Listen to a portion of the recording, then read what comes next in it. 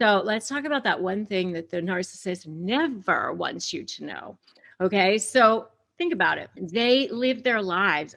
Almost everything they do is a lie, right? I mean, they were born and they were fine. And from what I understand, it's definitely a nurture thing, not a nature. I mean, so yes, not a nature thing, a nurture thing. And that means that something happened to them when they were children that caused them to be injured in some way, and they started to see the world as a very scary place, and their scarcity mentality to the absolute extreme. They feel like it's like dog eat dog, like I have to survive, and the only way I can survive is by lying and manipulating and getting things like, and that's why they end up lying about stuff that they don't even need to lie about, and manipulating things when they don't even need to be manipulating. But it's just because that's their way of being. That's how they were born. And so they were traumatized. They felt like they needed to survive. And so they have this like this little inner self that's super fragile, that has no sense of self-worth. And they just layer on everything on the outside world to make you think, or make the whole world think, that they're this persona when they're actually this persona. And they're almost like two different versions of themselves. People who are fully self-present, fully self-aware, fully feeling whole and complete don't feel like they're different people when they are between, being at home, watching TV, having dinner with their family, or whatever it is that they're doing behind closed doors, versus the person that is shown to the world, that goes out, that works in the workplace, that talks to people. With narcissists, it's almost two different personas as to what they show. And even there's another even layer, even beyond what's at home, which is what they never want anyone to know, which is that deep thing that's going on inside of them. So I mean, there's a lot of secrets that they have, and there are a lot of things that they don't want you to know. I mean, what they want you to think is that they're better than everyone else, that they're smarter than everyone else, that they're a winner. And that's why they act the way they do. That's why they put people down all the time. That's why they're super jealous. They act very, very entitled. They use people. But all of that is because that's how they feel like they have to show up and be in the world. And so to maintain the facade of that they're better than everyone else and smarter than everyone else and have more money or have a nicer house or whatever it is that they're trying to project out into the world, they'll do whatever they can to protect that. And especially things that, how they look in the world. And that's why when you're negotiating with them, you have to be very, very aware that this is what's happening with them, because they will protect that at any cost. At the very least, put people down and, engage in control tactics, and, they're jealous and they have no boundaries and all that. But, when it comes to negotiating, you're either for them or against them. And if you're going to be against them, then you're going to be public enemy number one. And they have to see things in black and white. That's what's going on during the negotiations. They're constantly trying to test people a lot of times too. And if you want to know more about that, you should definitely check out my video on how narcissists test victims. And if you have seen this and you know that I'm right so far, give me a for sure in the comments. All right, so you ready for the big, big secret, the one that they definitely do not want you to know? And that is that little self that they have, that little fragile thing that lives inside of them, is extremely afraid. They are super fear-based people, and they are afraid of everything. They're afraid of being exposed, number one, more than anything. They're afraid that you're going to leave them. That's also a paradox, because they treat you like terrible and then they don't want you to leave them. Or they're actually extremely codependent. One of their biggest fears is of abandonment, actually. And so the big, big secret is that they are actually more afraid of you than you are of them. They're super afraid of being exposed for the fraud that they are, and they'll go to any lengths to protect that.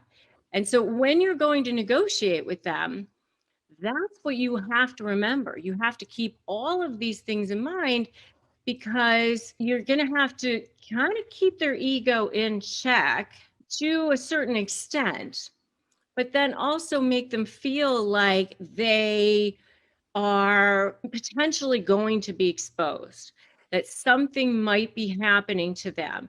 And so when you're building your strategy and you're building your leverage, it's really important to understand and anticipate what it is that they're going to do, what's motivating them, how are they going to behave during the negotiations, because then you can build a strategy and leverage such that you'll be able to motivate them and incentivize them into wanting to have a conversation with you. Don't think they're going to change.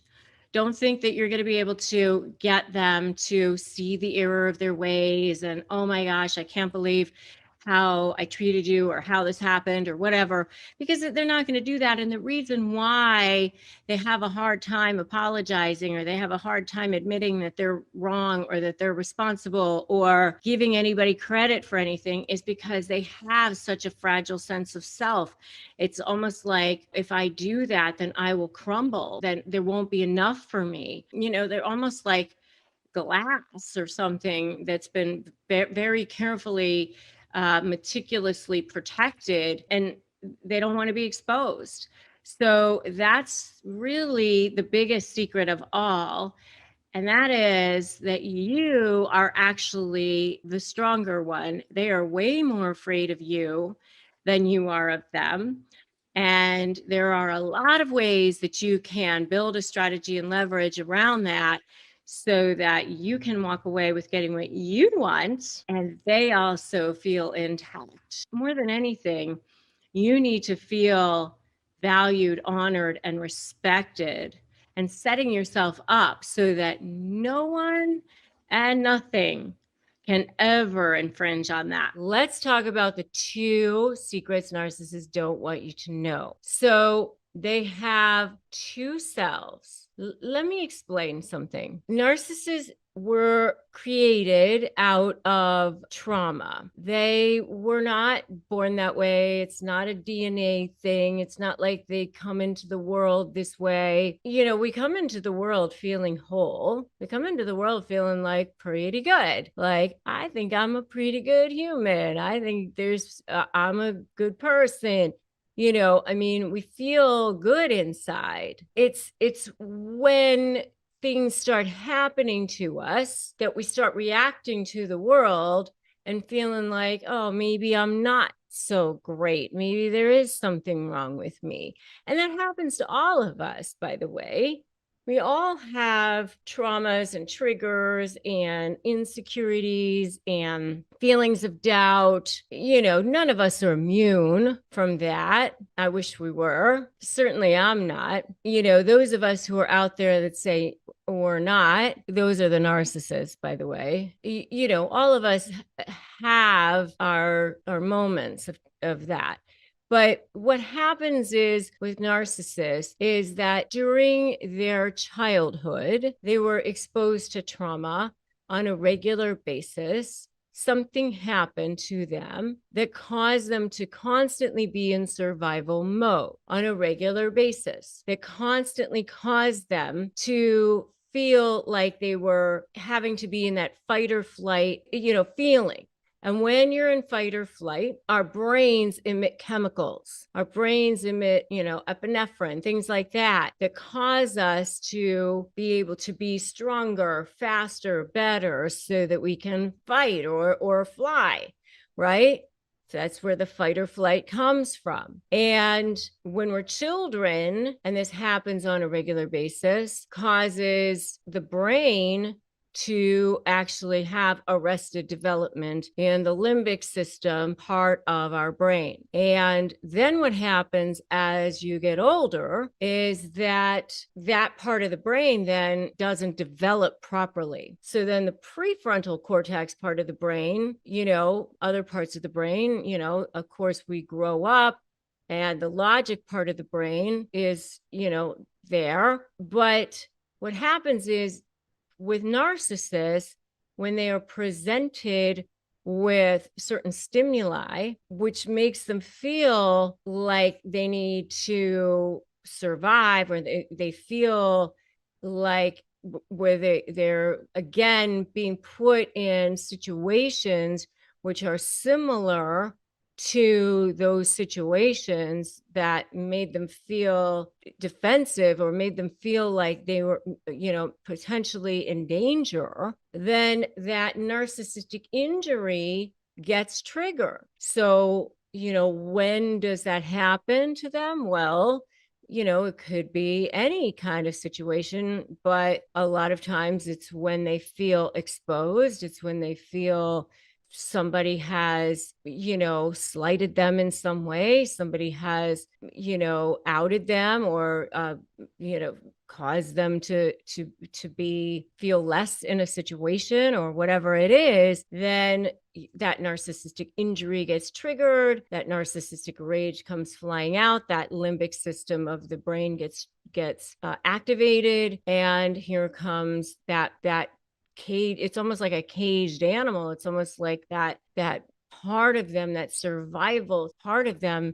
comes out, and they literally cannot help themselves, and they see black and white. It's like that other part of their brain is shut off, and they only see that at that moment. They cannot see the good anymore. They only see the bad.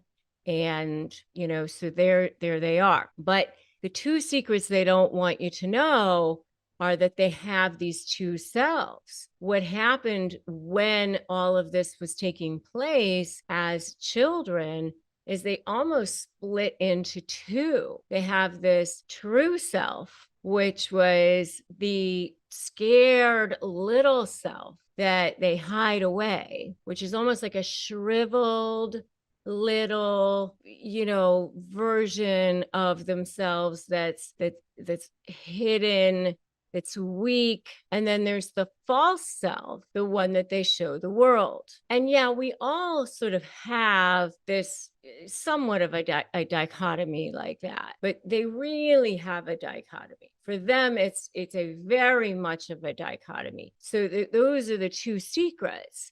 They've got this true self and then the false self that they show the world, and that true self is never to be seen by anyone ever, and that false self is the one that they must protect at any cost. And that's why they do not ever want to be exposed. That's why they must layer on that narcissistic supply from external sources by adulation, having the prestigious friends, the prestigious houses, the money, the power, the control. All of those things have to come from external sources, but they feel totally and completely empty inside. And it's that black hole that can never be filled. And they feel like they're desperate for air, starving inside, because they just feel like they can never fill that black hole that's inside of them, that true self that they're hiding away, that scared little self. And that's why I say to you all the time that they're way more afraid of you than you are of them, because that true self that's inside of them is super scared. The problem is that everything they do is transactional. Everything they do is a manipulation. Everything they do comes from that place of fear, comes from that place of manipulation, comes from that place of scared self, that survival self. So really, that's secret number two, is that everything they do is a manipulation. everything they do is transactional because they feel like they have to come from that place. They're in survival mode all the time. And they think that you are too. That's the sad thing. They don't really trust that anyone else comes from any place other than that place. They don't trust anyone. They really do believe that everyone has an agenda, that everyone wants something from them, that no one is truly good, so they don't mind taking from other people because they really think that everyone's out for their chips too, that it's a dog eat dog world. They think that it's like that. And it's very sad. If you agree with me, it's so sad. Just put so sad in the comments because it is so sad.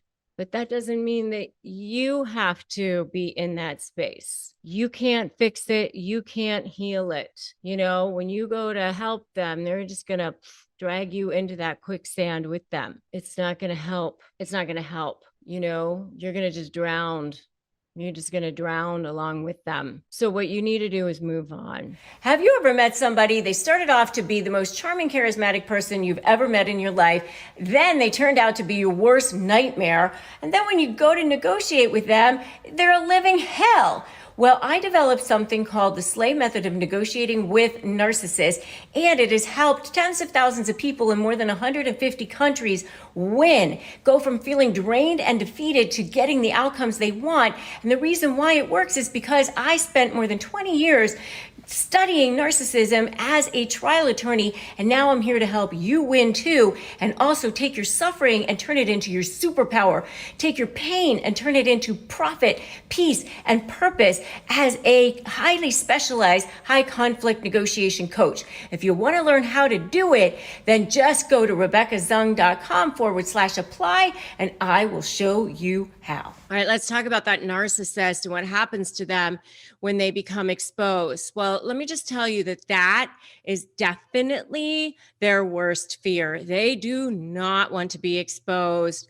And so they will do whatever they need to. I mean, basically, they walk around with kind of two versions of themselves. There's that little inner child, that little scared little person inside. And then there's these layers and layers and layers of who they want to be, who they want to become, who they want the world to think that they are. And so they make sure that the perception is absolutely what they want it to be. So they're going to do whatever they need to protect that perception. And I always say that that's their like grade A diamond level version of supply. They need an endless amount of narcissistic supply, which is anything that feeds their ego. So it could be adulation or compliments or having the right friends or being in the right places or having the most beautiful home or the right car or the prestigious job or the, whatever it is. All those things give them a sense of value and worth from the external side.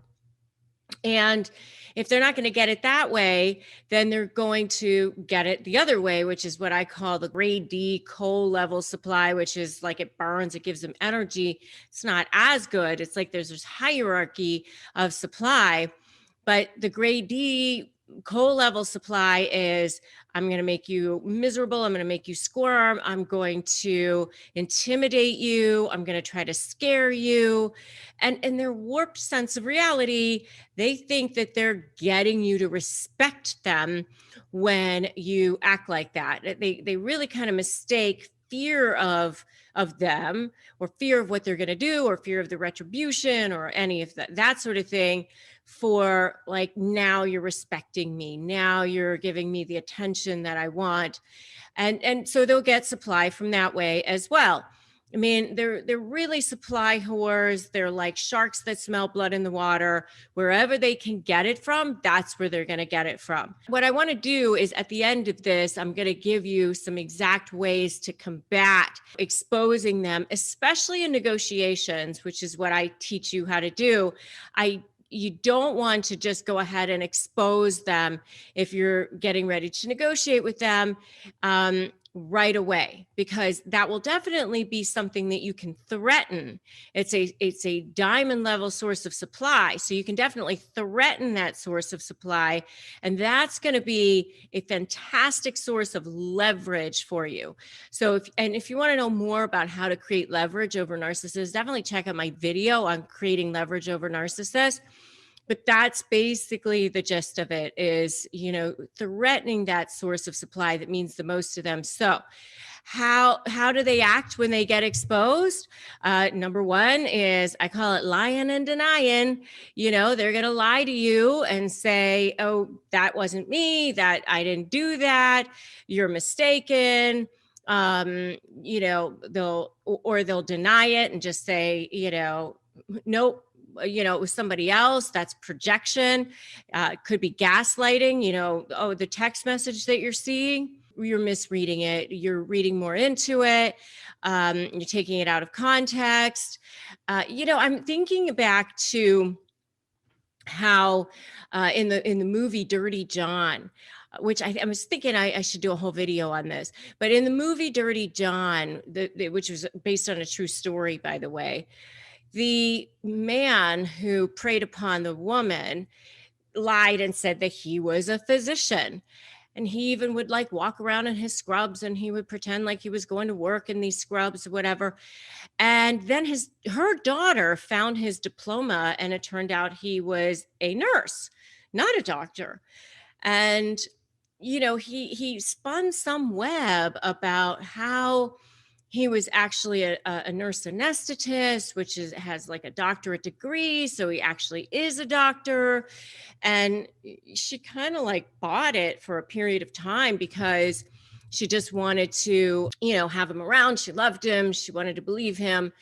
So they'll do that. They'll kind of spin these webs and project and deny. And that's a form of gaslighting, which is, what you're seeing is not actually what you're seeing. It's a way to make you think that you're crazy. It destabilizes you. It weakens you. It makes you question your own mind. And that's what gaslighting is. And that's something that they'll do as well. Another thing that they'll do is what we call future faking. And I have a whole video on this too, if you want to check it out.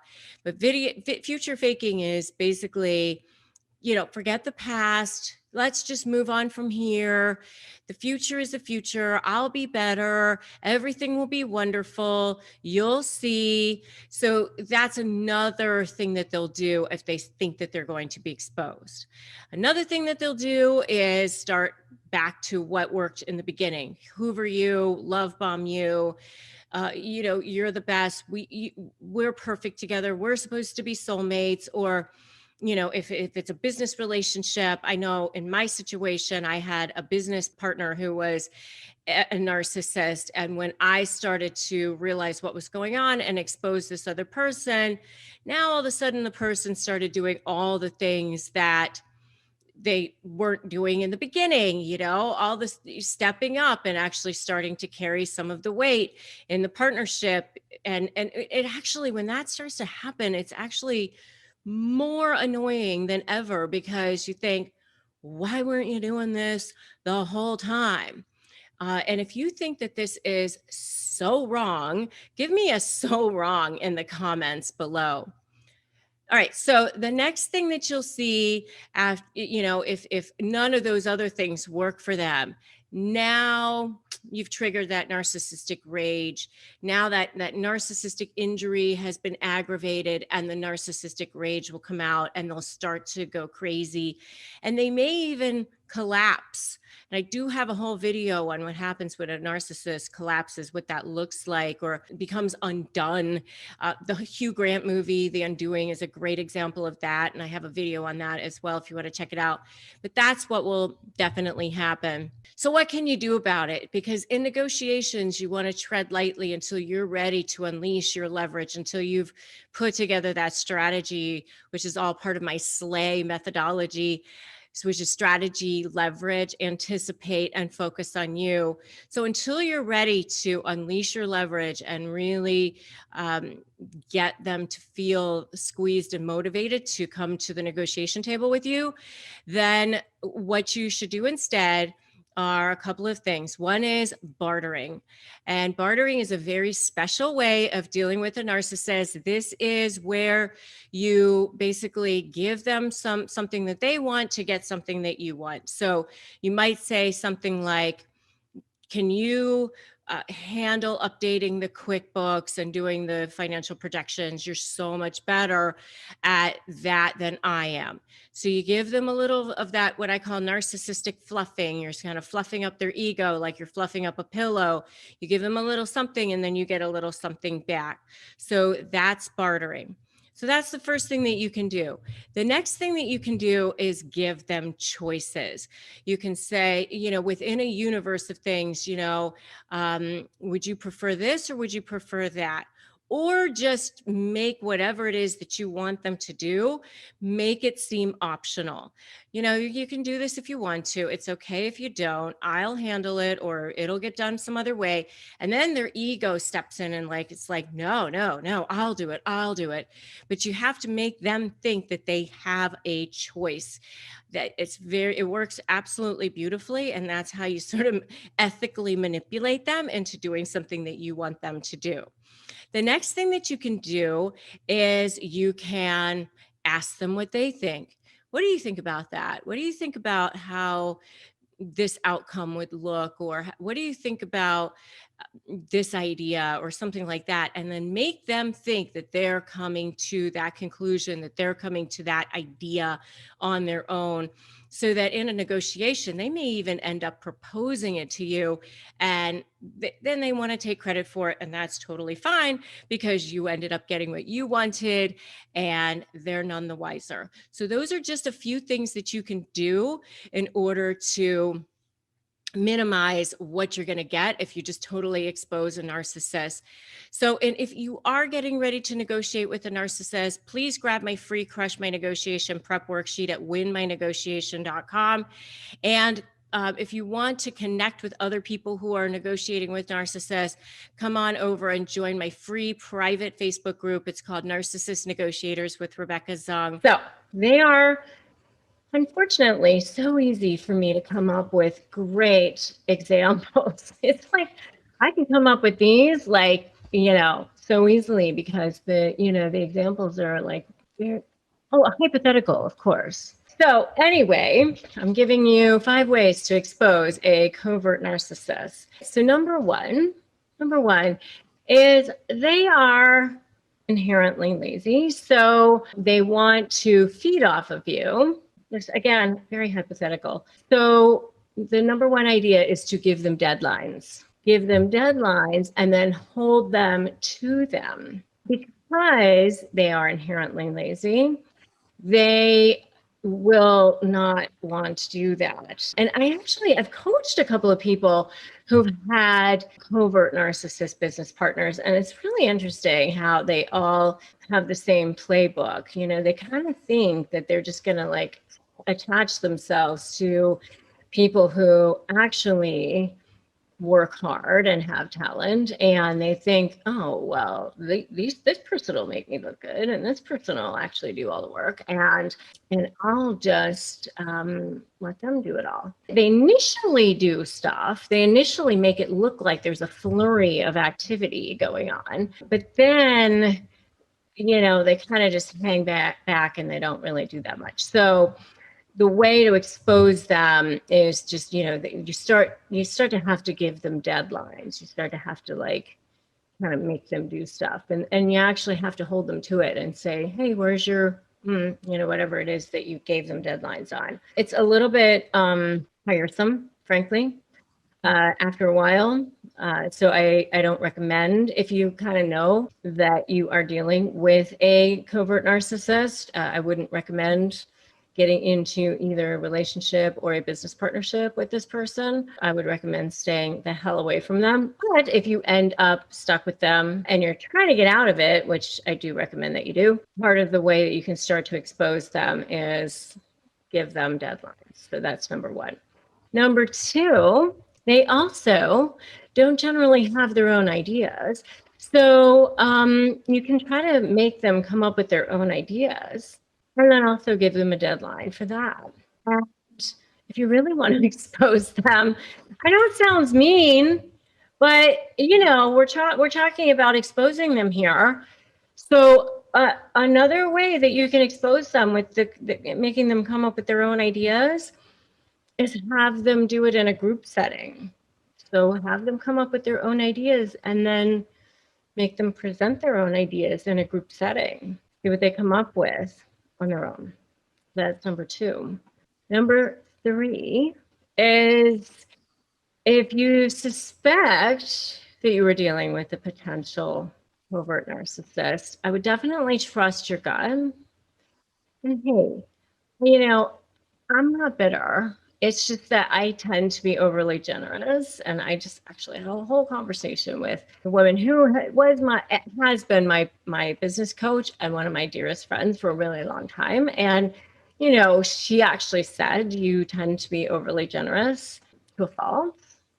And then, tend to be taken advantage of. So I'm working on that. And just finding the people and attracting people into my life that are worth being generous to. They exist in the world, and I am attracting them into my life now. So anyway, when you suspect you are dealing with a covert narcissist or any potential narcissist, this is number 3, by the way, please trust your gut. Do not give them access to things.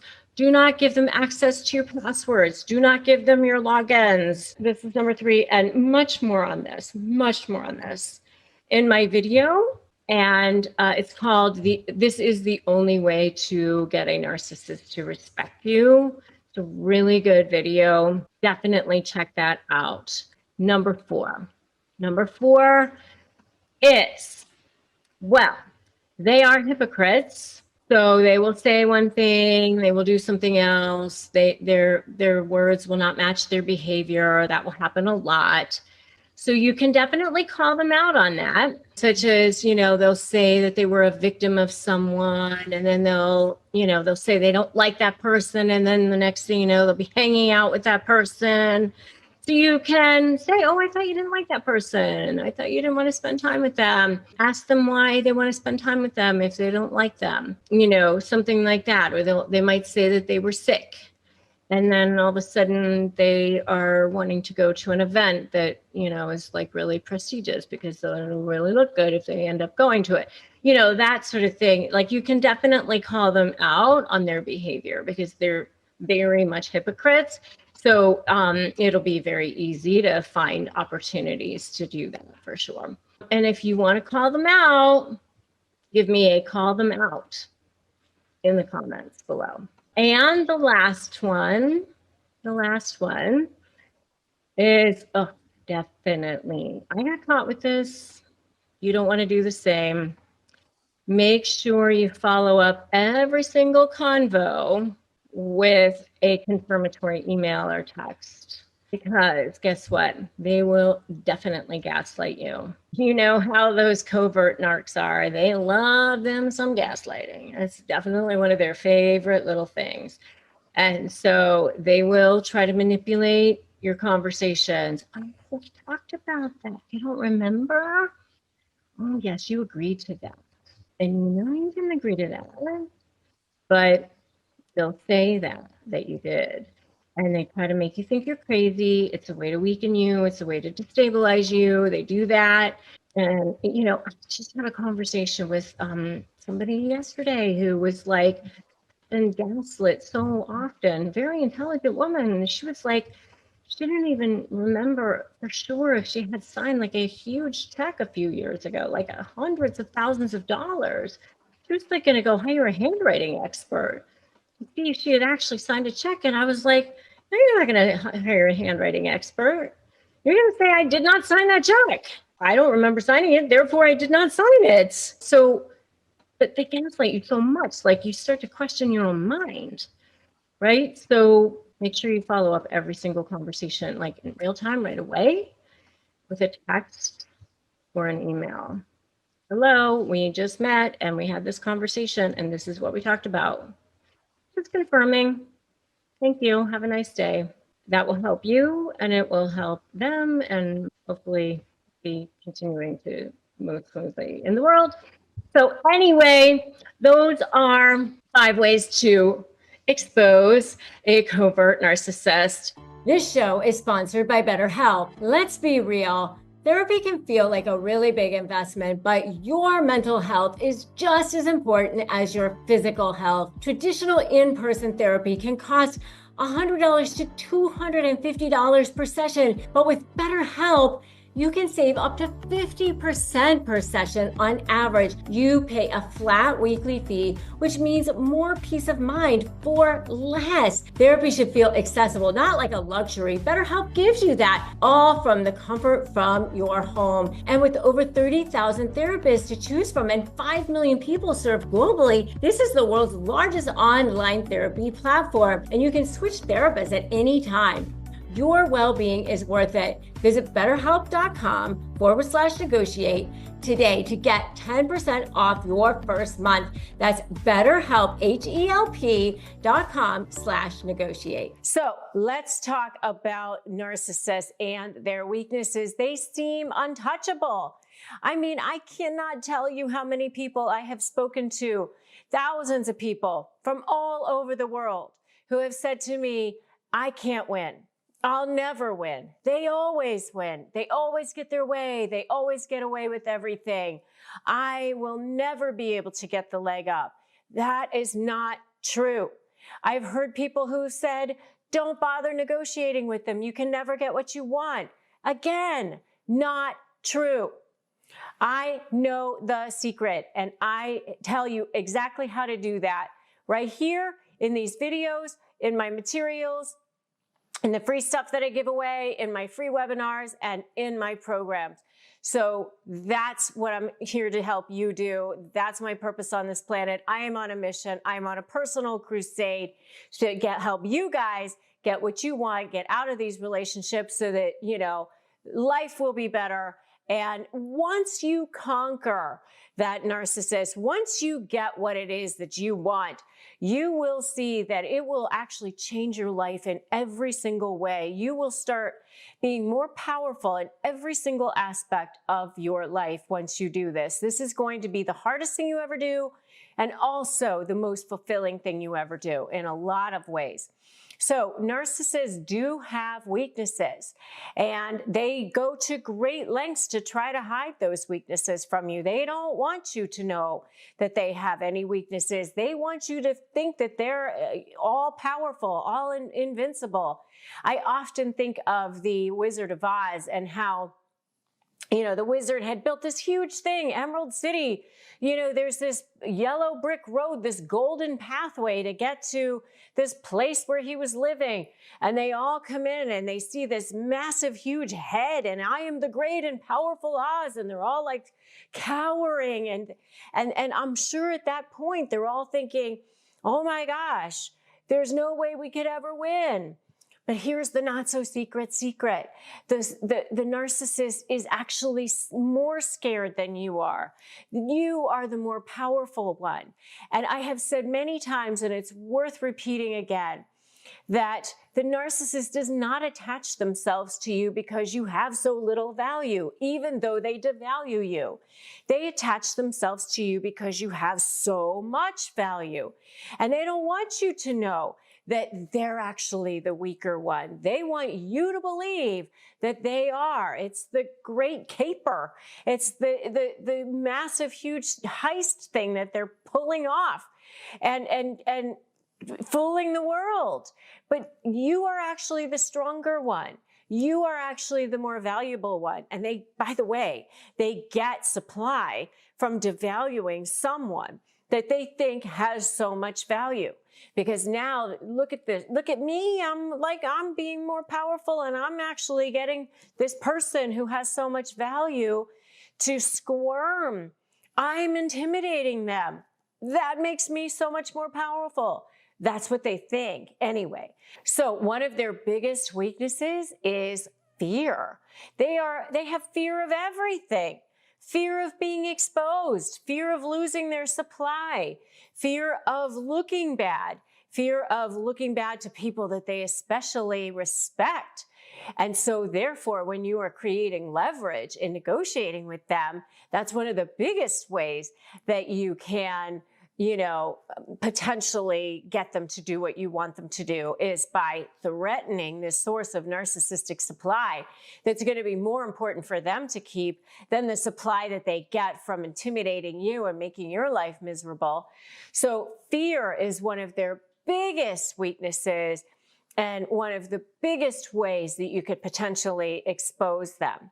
And if you want to know more about this, check out my video on Narcissist Achilles heel, because I go into way more detail in that video as well on what narcissists' biggest fears are. And the second biggest weakness that narcissists have is around decision making. They actually are very bad at making decisions. They take a long time sometimes because they're not sure, they're weighing where they're going to get more narcissistic supply, or if it's going to threaten a source of narcissistic supply, or maybe they'll lose a source of narcissistic supply. They want to keep all of it if they can.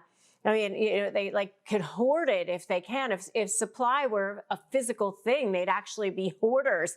It would be like stuff in their house. It would be a fantastic episode of Hoarders, because they really want to suck as much supply as they can from every single resource as they can.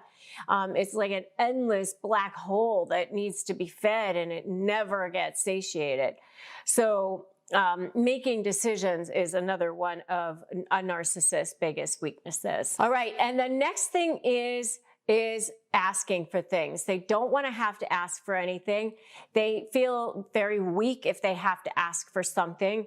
And so they feel that to get anything on this planet, they have to manipulate it.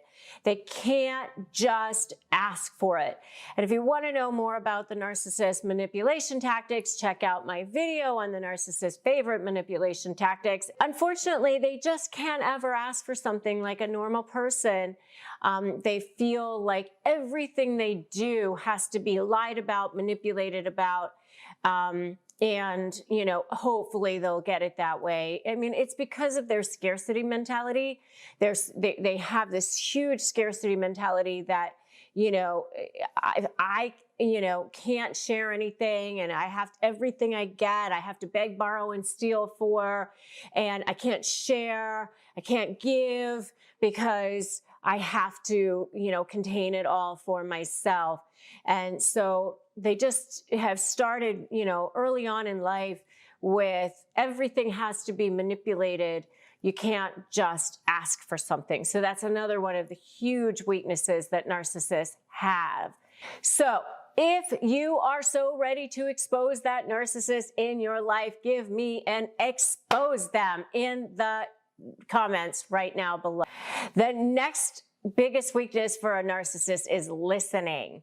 So, I mean, I've had narcissists, they will actually ask me a question, and while I'm responding to their own question, they're already not listening, they're already off. It's sort of a way of devaluing, but even if it would serve them to listen, even if it would serve them to show engagement or act like they care, sometimes they just can't do it. They're like incapable, which leads me to the next one, which is one of their weaknesses, is that they lack empathy. And that's actually, while sometimes they think it's a strength, it's actually a weakness, because they can't ever connect with people. They can never actually demonstrate value to people because they don't want to have to give up on anything. So they actually become their own worst enemies so often, especially in negotiating, because they often are cutting their own nose off to spite their face. So, listening or showing empathy or anything like that sometimes could actually be very, very useful in negotiating and helping to develop a rapport with people and demonstrating that you care and that you're listening to what it is that their concerns are, so that they may be more likely to give you something in a negotiation. And they just can't do it. They just are, sometimes they lack the ability to do it completely unless somebody has said, hey, you should probably do this. And so I've had situations where one time I was representing a guy who was looking at facing permanent alimony and lots of money every single month to pay his wife. And all she wanted in order to waive alimony was an apology from him. And he didn't even want to do it. Like, I had to basically make him do it. And it's because, he just felt like he was giving a part of himself. Somehow he would be less if he had to apologize in some way. And if you want to know more, by the way, about what's going on when a narcissist apologizes, check out my video on that topic. But, they just can't listen or show empathy, even when it would serve them. So therefore, that's a huge weakness. And the last one are just that they're so insanely insecure. I mean, and that really ends up making them do all kinds of things. They distort reality, this magical thinking, no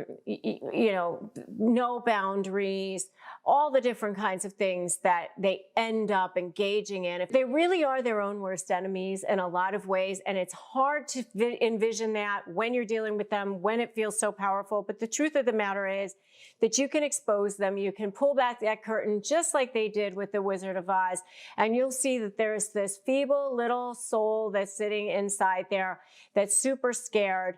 And there are ways to create strategy around dealing with them so that you can get what you want in the negotiation. All right, so 20 truths that a narcissist will hide from you and what that narcissist does not want you to know. And you need to watch all the way till the end because I'm going to give you the best one at the end, okay? I've seen it all. They definitely want to hide, number one, the fact that they have two selves going on. They have this false self, and then they have a true self. The true self is the one that they really want to hide from you. The false self is the one that they show the world. They were traumatized as a child, and this happened pretty frequently at some point during their development as a child, somehow, some way. And as a survival mechanism, they developed this way of being where they kind of had to create this pretend self, the false self, the one that they threw out there into the world as the one that they wished that they were. Because the true self, the one that's in there, the scared little one, is the one that they think is the one that they hate, the one that they're constantly trying to cover up, the one that they think is weak. And so they've got these two selves that are constantly going on, and they really want to hide from you and the rest of the world that they've got this masquerade going on at all times. And so that's number one. They've got two selves going on at all times. And so number two is that they are constantly lying. It's really a way of life for them. What's really interesting to me about narcissists is that it's a lifestyle for them. And that's something that I find very puzzling and very interesting. And a lot of times they do get away with it. And I think that that's part of the reason why they do continue to do that. And you see that in the public as well, a lot of times. And, what's interesting to me is that they just don't feel like they can tell the truth a lot of times, even when it would make their lives so much simpler or so much easier. It's very sad in a lot of ways that they just feel like they have to constantly lie. And part of the reason for that is because of what I told you in number one, which is that they're hiding the fact that they have these two selves going on at all times. And so the scared little self inside just feels like they have to cover that up. And you, empath out there, you cannot save them. You can't fix it. And I see you out there thinking, well, I could love them back to health, and you cannot. right? It can't be fixed and it can't be changed, all right? So don't think you can. It's a black hole inside of there that can't be fixed. Number 3 is they don't want you to know about all the secrets that they're keeping, all the secrets that they're hiding from you, because there are a lot of them. You know, when you lie that much, there's a lot of wreckage behind them that they don't want you to know about. And there's probably a lot of stuff going on presently right now that they don't want you to know about too. That's why, you know, they keep their phone close to them at all times, and they're constantly accusing you of being the liar. They're constantly accusing you of being the one who can't be trusted. It's really a projection. Whatever they're saying about themselves or about you is really, they're talking about themselves. Always remember that. Number 4 is they don't want you to know about all the things that they've done wrong that they're blaming either you for or other people for. You know, it goes back to the fact that they can't take responsibility for their actions. And so they're always projecting and deflecting and lying and denying, right? And so they don't want you to know about all of those things that they've done wrong that they can't take responsibility for. So that's number 4. They don't want you to know. They don't want anybody else to know what it is that they're covering up, what it is that they're hiding as far as the things that they've done wrong. Number 5 is they don't want you to know that the reason why they treat you horribly is because they hate themselves. You know, the way people treat other people is a direct reflection of the way they treat themselves. I always say that you can never take anything personally. If somebody treats you badly, because it really is a reflection of how they feel inside. And, you know, narcissists didn't attach themselves to you because you have so little value. They attached themselves to you because you have so much value. They want somebody who's going to build them up, make them look good. They want the good things, right? You know, they're over there gaslighting you, devaluing you, making you feel bad. There's no way that they would stay in that or continue to be there if they didn't think that there was something to be had there. And it makes them feel more powerful to put down somebody who has more value than they do. Number 6 is they don't want you to know that they're constantly trying to one up you if they're competing with you or jealous of you, because they think that it's going to make them look better. They are looking for ways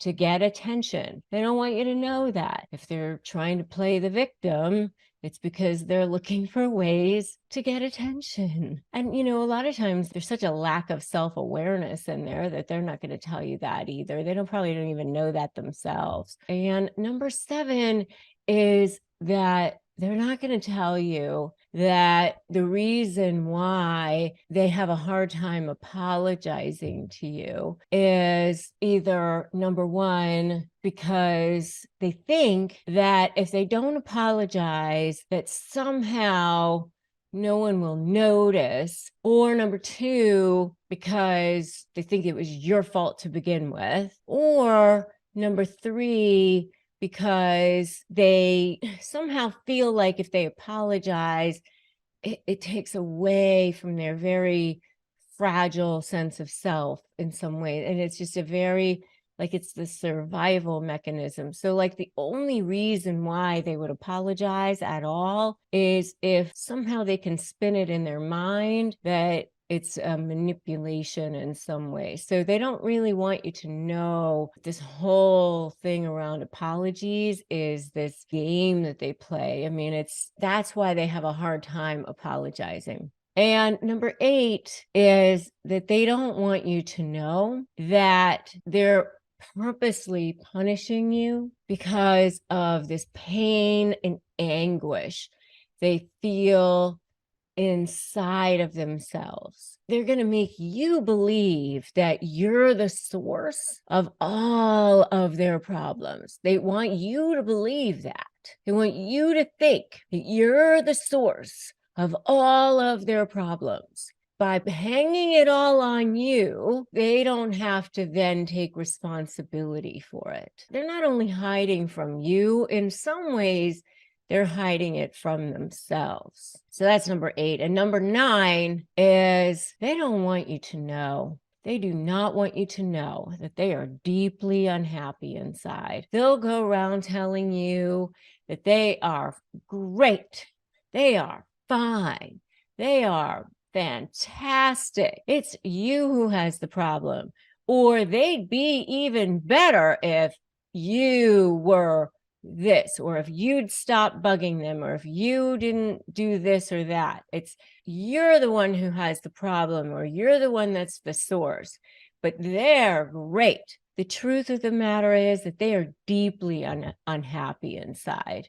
They don't want you to know that. And honestly, again, they really probably don't even know that they're dealing with a lot of unhappiness and traumas and triggers inside that they don't want to have to take a look at. Truths that narcissists will hide from you, what a narcissist doesn't want you to know. The next one is that literally everything a narcissist does is meant to manipulate you. When they love bomb you, it's meant to manipulate you. When they apologize, it's meant to manipulate you. When they future fake you and say that everything's going to be great, manipulation. Everything is a manipulation. And I want you to remember that. So unfortunately, they just can't be any other way other than manipulating. So number 11 is they don't want you to know that they're like chameleons. And this started back at the love bombing stage, by the way, but it also, comes back up in a lot of other times too, which is they change their behavior to make themselves look the most appealing and the most charming and the most charismatic to whomever they need to be attractive to and appealing to in that moment. Now, obviously, we all do that to a certain extent, but again, going back to what I said in the last one, for narcissists, it's a manipulation. It's a way of being. That's number 11. They don't want you to know that that's how they are. But number 12 is they hide the fact that they are looking out for number 1 at all times.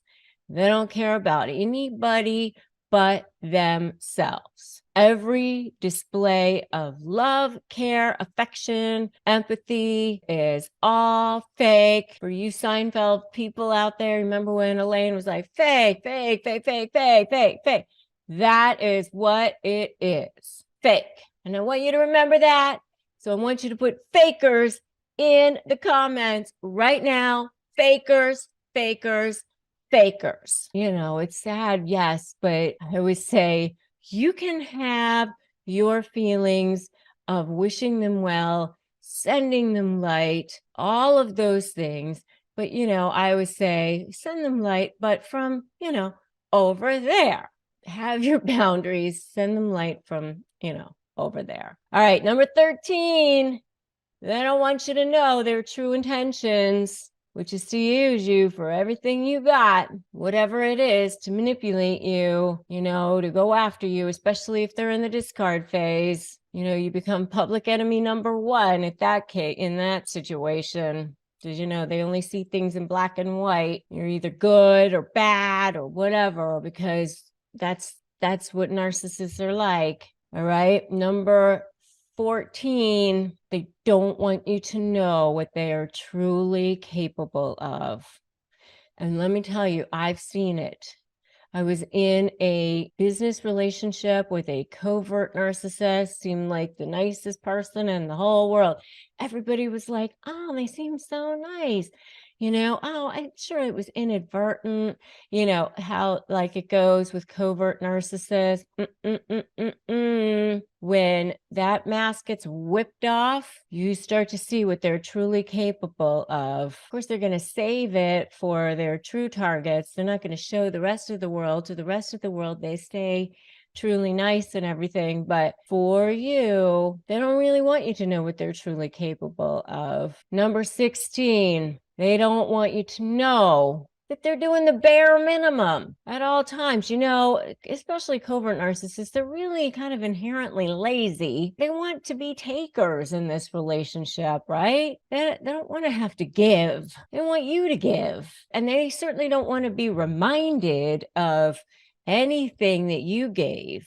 They want you to give as much as possible. They want to take, and then if you bring it up, oh, please. But they're trying to get away with the bare minimum in this relationship as possible. That's number 16. Number 17, they just hope to God that, as long as they are getting some kind of supply out of you, that you're just going to keep on buying that sales pitch, because as long as they're treating you badly, and if you think you're going to maybe like the light is coming to you and you're going to like move on, they're going to keep moving to quickly give you that sales pitch, future fake you or whatever, and you're going to keep buying it. That's what they hope. And so they don't want you to know that that's what they're doing. They hope that you're going to keep buying it and you're going to keep chomping at the bit, that you're going to keep, taking it. And so they don't want you to find that out. They don't want you to know that that's what they're hoping, and that you're not going to figure it out at some point. And again, I'm working up to number 20, which is going to be the best one. And so these last three are the best ones. Number 18 is you are simply a source of supply to them. And as long as you have use to them, it is of use to them to keep you around. They don't want you to know that, but that is the truth. Once you stop giving them a source of supply, then you really aren't going to be of any use. And that's when you are, boom, done. Number 19, they don't want you to know that it is literally a struggle for them every single day to survive, because it's exhausting for them to, keep up this facade, try to get supply every day, not let anybody know, be in this world constantly, feeling empty, trying to get supply, keep up all of these charades. It's very exhausting for them. It's way easier to live a very authentic life. And number 20, we finally got here, number 20. Ready? Ready for number 20? Number 20 is that they hide the fact that they are living life fearing that people are going to figure out that they are a massive fraud and that they're going to be exposed for who they really are, and that they're way more afraid of you than you are of them. And that's really where your leverage lies, by the way. If you're a renter, you should be taking advantage of Built. We rack up points on groceries, travel, and nearly everything else. So why not one of your most hugest monthly expenses, which is your rent? Because with Built, paying rent finally pays off. There's no cost to join. And just by paying rent, you unlock flexible points that can be transferred to your favorite hotels and airlines, a future rent payment, your next Lyft ride, and more. When you pay rent through Built, you unlock two powerful benefits. First, you earn one of the industry's most valuable points on rent every month. No matter where you live or who your landlord is, your rent now works for you. Second, you gain access to exclusive neighborhood benefits in your city. Built's neighborhood benefits are things like extra points on dining out, complimentary post-workout shakes, free mats, or towels at your favorite fitness studios, and unique experiences that only Built members can access. And when you're ready to travel, Built points can be converted to your favorite miles and hotel points around the world, meaning your rent can literally take you places. So if you're not earning points on rent, my question is, what are you waiting for? Start paying rent through Built and start taking advantage of your neighborhood benefits by going to joinbuilt.com/negotiate. That's joinbilt.com/negotiate, and make sure to use our URL so that we know that you were sent to them by us. So go to joinbuilt.com/negotiate to sign up for Built today. Okay. 5 weaknesses that every single narcissist has. And I want to reveal those to you because they don't want you to know about it. Narcissists are actually way more afraid of you than you are of them. That's the not so secret secret. They are so afraid that you're going to find this out. I always say it's like the Wizard of Oz, that it's like that scared little man behind the curtain, and they have this big huge thing that they're trying to put in front of everybody and make sure that everybody looks at that, but they're actually hiding this shriveled little thing. They don't want anybody to ever see that. And that is really what's going on. That's really what's going on. So in this video, I'm going to give you 5 fears that they have that they don't ever want people to be revealing. They never want revealed. All right. So the number one is the fear of being challenged. Have you ever tried to challenge a narcissist in any way at all? They absolutely hate that. I mean, even if you play like a board game with them, they do not want to be challenged in any way, shape, or form. Even if it doesn't matter, there's no consequences. I know for myself, when I'm in a situation with a narcissist, unless it's a situation where I'm dealing with them and as a lawyer, if it's my personal life, I tend to just be like, whatever, dude, have it. Because who cares? Because they do not want to be challenged in any way. And I think it's kind of like a game, you know, because they take everything so personally, but they have this massive fear of being challenged any way, shape, or form. And they will take it to the end. That's number one. Number two is a fear of being slighted. And, this kind of goes hand in hand with that fear of being challenged, but this goes even further. This goes even deeper. I mean, this can even go down, into that whole road rage thing, where if somebody is like a malignant narcissist and they think that somebody has cut them off in traffic or has looked at them wrong, they will take this to the next level. And because they have this narcissistic injury, and if it's triggered, then that narcissistic rage comes flying out.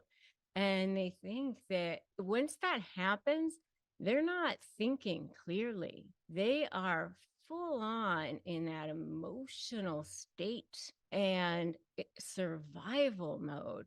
And it's, if I don't do something about it, then I won't survive, kind of a thing. I mean, it goes back to their childhood where they really feel like if they don't go on this offense, it's almost like an animalistic instinct within them. It makes them feel that if they don't lash out, that they will not survive in some way. I mean, it's deep seated within them, and it's an emotional state in their brain that makes them feel that they need to react so vehemently and so violently sometimes.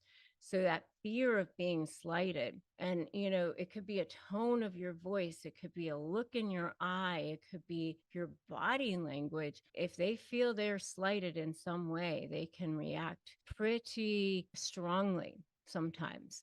So fear of being slighted. Number 3 is fear of being abandoned. And, this is an interesting one because they will oftentimes start discarding you. They will oftentimes say, you can leave anytime. I don't care. I don't want you. If it's a business or personal relationship, they could treat you so poorly, ghost you, not talk to you for days at a time. I find this whole thing so ironic, so paradoxical, because you think, why in the world would anyone want to stay in a relationship that is so toxic, so horrible, when somebody has treated you so badly, and yet they have this massive fear of being abandoned, where you don't want, why would you want to stay in a relationship like that? But then you end up wanting to often stay because you end up having these massive highs, these massive lows, and you become so trauma bonded to them a lot of times. I know, but you don't want to have fear. You don't want to have that fear of leaving. You want to end up becoming powerful against them. So no more fear. No more fear for you. You can do this. You can do this. And I want you to put that in the comments right now. I can do this. I can do this, because you can. You can turn this ship around. You can start to turn this power dynamic around. I can help you. If you need phrases for disarming narcissists, I have phrases to help you do that.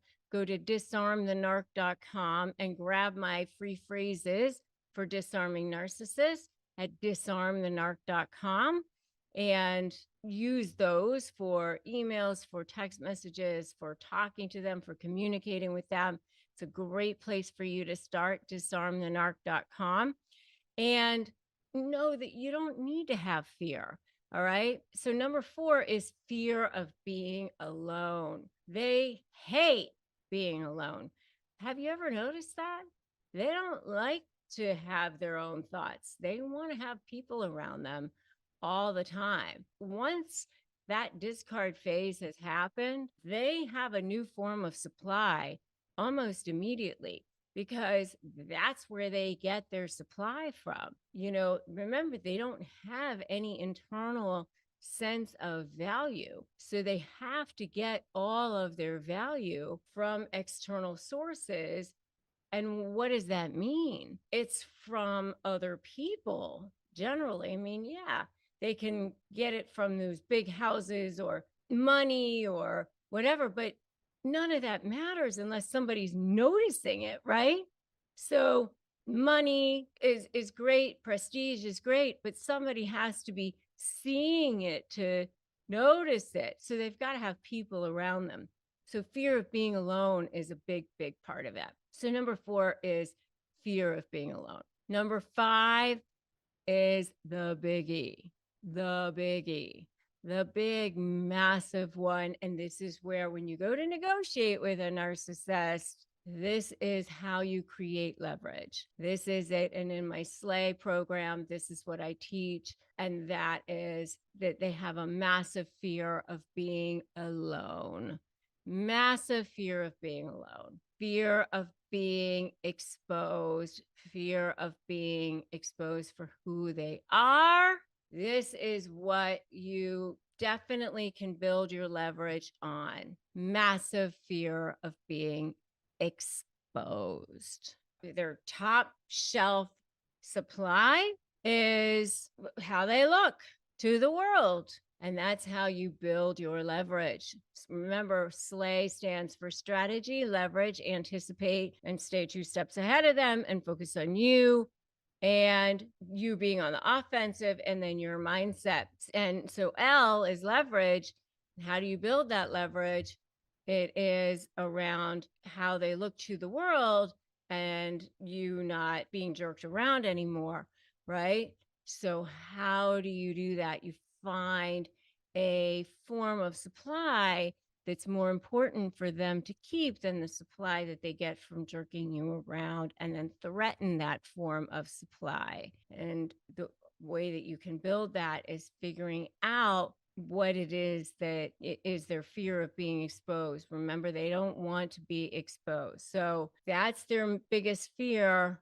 Number 5, fear of being exposed. And today I'm going to be sharing insights into the fear that lurks behind that confident facade of narcissists.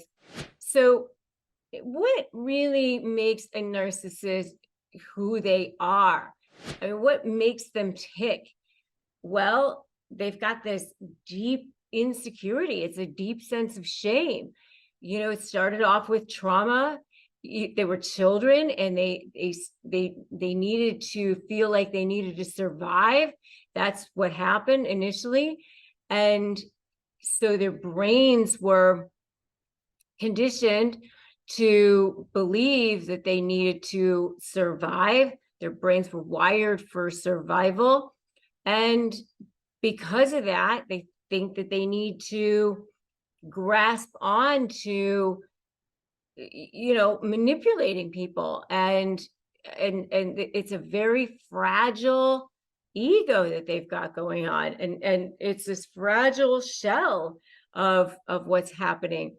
They've got this tiny little, it's like a tiny little, scared little thing that's inside of them that they're constantly protecting.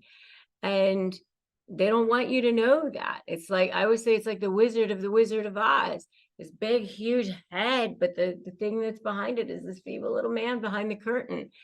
And, or this chocolate Easter bunny that looks really pretty on the outside, but behind it is this little shell. And, it's very hollow inside. And so you need to understand that it's all about survival for them. It has really nothing to do with you. It has all to do with them needing to survive. That's why they have no empathy for you, because it's all about them and their pain and shame constantly.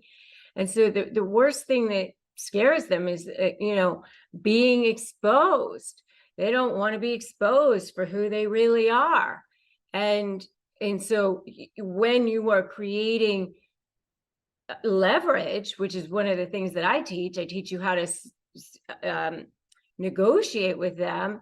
That's the first place that you can go, is building up, keeping track through your documentation of, keeping track of their lies, keeping track of their bad behavior, making summaries of all of that, and saying, hey, I can potentially expose you, and having a strategy around that. And that becomes your leverage. So what are their 5 core fears? Their 5 core fears are, number 1, being challenged. They have this need to always be right, and they don't want anyone to expose them. They have to be in control. And why can't they stand being questioned? Because they have to have everyone think that they're in control all the time. And even if they get proven wrong, they'll stand you straight and look straight in your face and say, that's not correct. I mean, the sky could be blue, and they'll look you straight in the face and say, no, it's purple. I mean, I've actually seen lawyers in court look you straight in the face and say that whatever it says on the page of a transcript, that's not what it says, even though that's what it says in the transcript of their own words. They do not want to be challenged. 5 core fears, number 1. Number 2 is being slighted. Oh my gosh, their constant need for attention and praise, however small. So the smallest little slight can set them off. It can be a tone. It can be an eye roll. I always say that narcissists hear tones like dogs hear whistles. Like, it can be, no tone whatsoever. They hear tone. So, that's why I always say, when you want to get something from them, fluff or favor, vomit later. You kind of fluff up their ego so that you can try to get something from them. Right? So that's number 2. And, I would love to know what you guys have seen from this so far. Let me know in the comments what you guys have seen so far. And number 3 is being abandoned. I know that they act like the worst. And you think, why would anyone want to stay around it? Because they're horrible. But yet they have this massive fear of rejection. You constantly are thinking, why would I want to be around you? You've been awful. You want to run away from them like your hair is on fire. But then, like, it's this constant push-pull, because the minute you're trying to leave, that's when they turn the charm back on again, right? Because they don't want you to leave. And then they start doing all the things that they were supposed to do in the first place, which is just maddening, because then you know that they know what they were supposed to do in the first place, right? Totally, right? Put totally in the comments if you know what I'm talking about.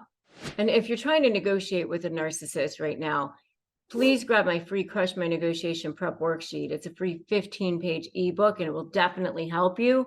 Get that at winmynegotiation.com, winmynegotiation.com. It'll totally help you.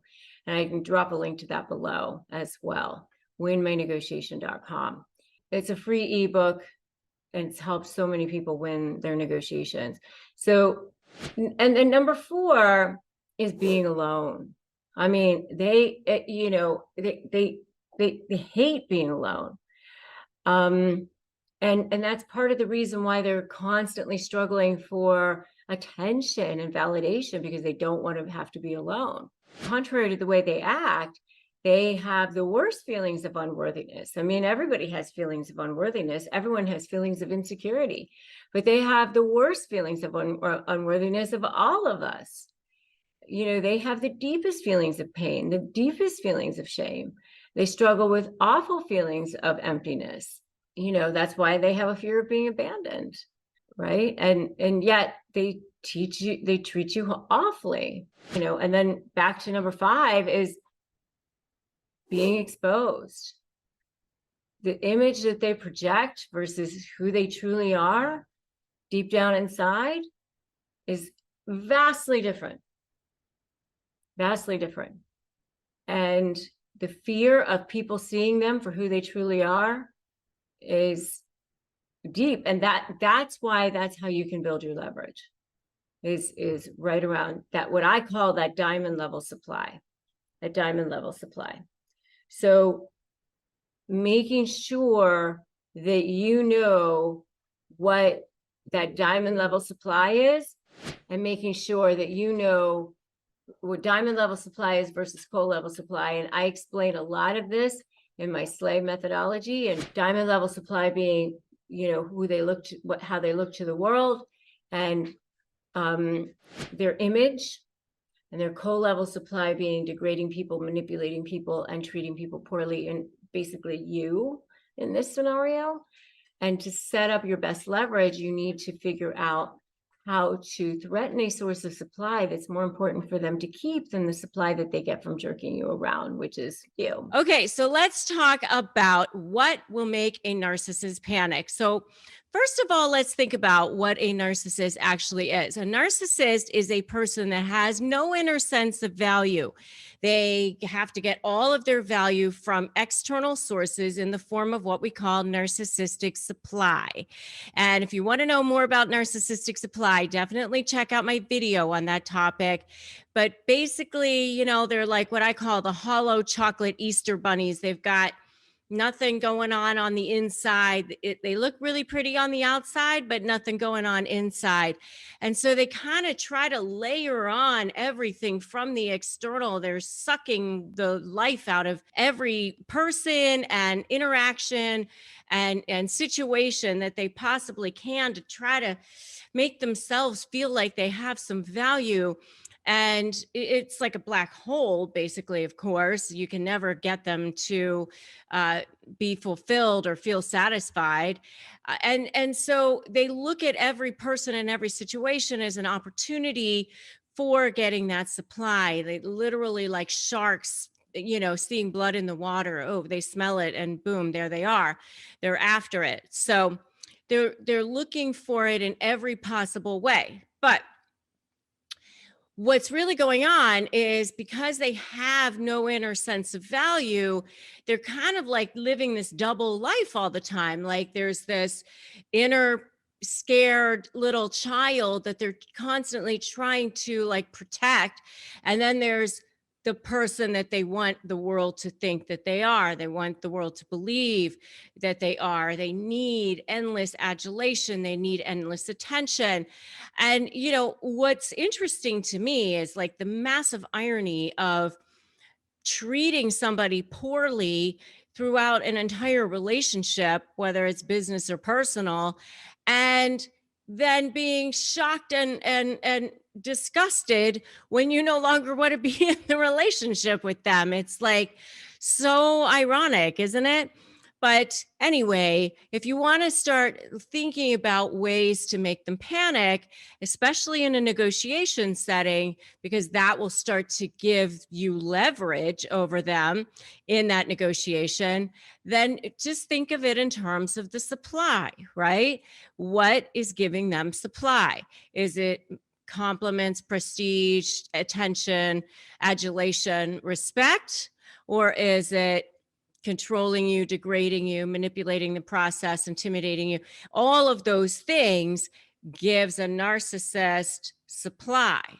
Okay, so the first thing that first secret to making them panic is to stop interacting with them. If you just stop interacting with them, or at least on an emotional level, then you will start to make them panic, because they'll think, oh, why are they not coming back? Because they goad you, they trigger you, they throw barbs out there because they want you to come back. They want you to get into it. I remember there was somebody that, we used to know, who was a narcissist, and the guy would be like saying all kinds of insulting things to people, and then he'd go, now we're having a conversation. And you think, no, now I'm like really annoyed with you. But that's to a narcissist, that's having a conversation. So number one is stop interacting with them. Number two is not to fight back directly. You will want to fight back, but you must do it in a way that's super strategic. Okay. And I talk more about that in my video on creating leverage over narcissists in negotiations. I've also talked about it in my video called Slay Your Negotiation with a Narcissist, which is also the name of my program, of course. So I just want you to start thinking about, yes, you do need to fight back with them, but you must do it in a way that's super strategic. Okay.